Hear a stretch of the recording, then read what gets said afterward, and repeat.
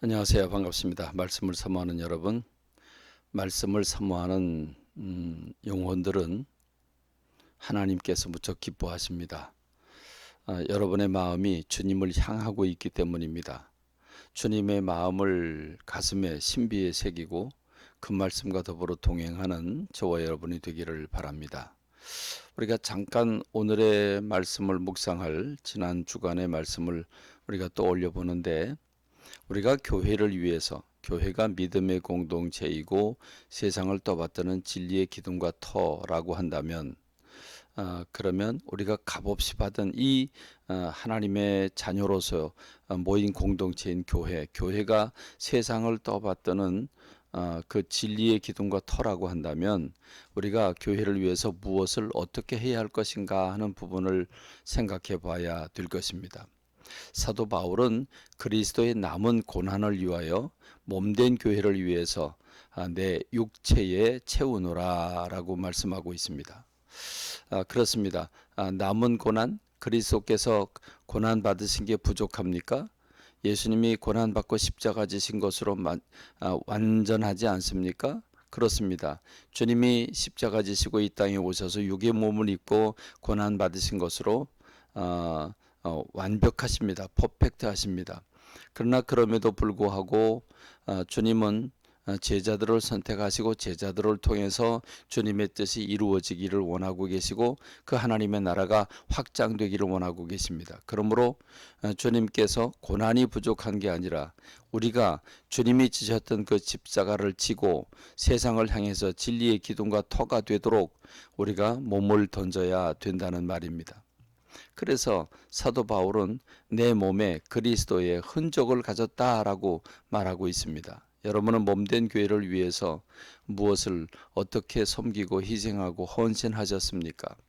우리 주님께서 남은 고난, 남겨두신 그 고난을 우리가 주님의 나라를 위해서 내 몸과 또 마음과 시간과 물질을 주님 앞에 드려서 주님의 나라를 이루어 가야 될 것입니다. 오늘 우리가 성경을 하루에 서너 장씩 읽어서 1년의 성경을 통독하는 통독은 누가복음 18장부터 21장에 이르는 부분입니다. 이제 주님이 십자가 지시기 전 마지막 말씀을 전하고 계시기 때문에 그 말씀이 굉장히 깊어지셨다고 하는 것을 우리가 느낄 수 있습니다. 많은 교훈들이 있죠. 항상 기도해라. 그리고 낙심하지 마라. 무엇보다도 낙심하지 마라. 여러분, 우리가 기도하다가 하나님이 내 기도 들어주지 않는다고 낙심하고 주저앉은 적 없습니까? 주님은 불의한 재판장, 하나님을 두려워하지 않고 사람을 무시하는 불의한 재판장을 보여주시면서 주님이 이렇게 얘기를 하시죠. 하물며 하나님께서 그 부르짖는 택하신 자들의 고난을 풀어주지 않겠느냐? 내가 그들에게 오래 참겠느냐? 그러므로 주님께서 속히 그 원한을 풀어주실 것을 말씀하고 계십니다.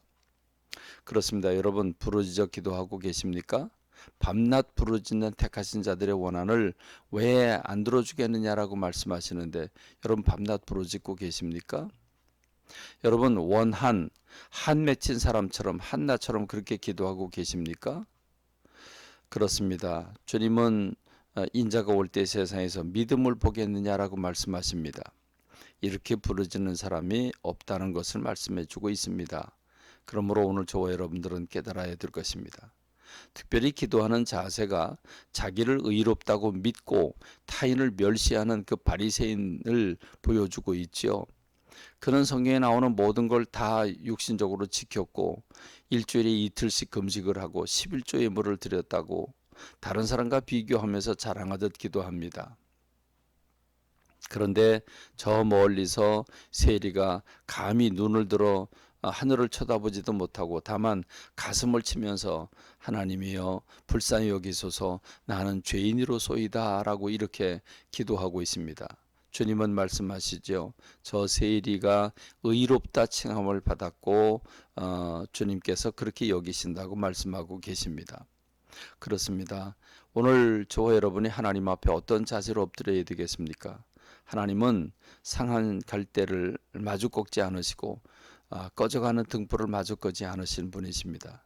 주님은 통회하는 심령을 기쁘게 받으시는 분입니다. 그러므로 주님 앞에 자기를 부인하고 연약함과 문제를 그대로 가지고 주님 앞에 엎드린 사람의 기도를 받으시게 될 것입니다. 하나님은 어린아이들에 대해서도 이 어린아이가 하나님의 나라가 이런 어린 자의 것이라고 말씀을 하고 계십니다. 선은 선생님, 어떻게 하면 내가 영생을 얻을 수 있겠냐고 묻는 사람에게 한 가지 부족이 있다고 말씀하시면서 하나님의 마음을 가져라, 실천해라. 네가 그렇게 많은 돈을 가지고 있는데 내 주변에 가난한 사람이 보이지 않는가? 그러므로 내가 그 재산을 다 팔아서 가난한 사람 나눠주고 와라. 그럼 내게 영생이 있을 것이다 라고 말씀하고 계시는데, 우리가 문자적으로 주님을 믿는다고 하고 말씀을 실천한다고는 하지만 주님의 마음을 모르고 실천하지 않습니다. 이 부자 청년에 관한 그 비유를 깊이 생각해 봐야 될 것입니다. 예수님은 삭개오를 통해서 그는 이미 아브라함의 자손입니다. 이스라엘 백성입니다. 그런데 이제 아브라함의 자손이 되었다고 말합니다. 진정 회개하고 돌아오는 사람이 아브라함의 자녀가 된다는 것을 보여주고 있죠. 열 분화의 비유를 통해서 우리가 이 땅에서 얼마만큼 충성하느냐에 따라서 10고을을 다스려라, 5고을을 다스려라. 그러나 한 문화도 남기지 않은 사람은 심지 않은 것을 네가 거둔다고 생각하고 있냐?